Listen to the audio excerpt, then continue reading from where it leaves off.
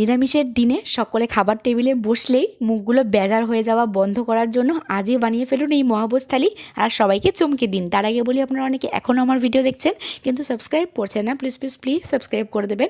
আর আজকের এই লাঞ্চ থালি আইডিয়াটা আপনাদের কেমন লাগলো জানাবেন ছোট্ট একটা কমেন্ট করে। তো চলুন আর বেশি বকবক না করে শুরু করে দেওয়া যাক। আজকে কী কী ছিল লাঞ্চ মেনুতে?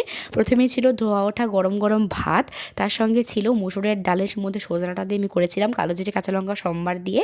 তারপরে ছিল আলু দিয়ে সোয়াবিন দিয়ে একটা মাখা মাখা করে তরকারি, আর চাটনির মধ্যে ছিল কামরাঙ্গা দিয়ে কুল দিয়ে টোপা কুল দিয়ে চাটনি। এই কম্বিনেশনটা কিন্তু দারুণ হয়, কামরাঙ্গা আর টোপা কুলের। যারা যারা এই চাটনিটা এখনও খাননি একবার খেয়ে দেখবেন। আর রেসিপিটা যদি জানতে চান আমাকে কমেন্ট বক্সে কমেন্ট করে জানাবেন, এই রেসিপিটা আমি শেয়ার করে দেবো।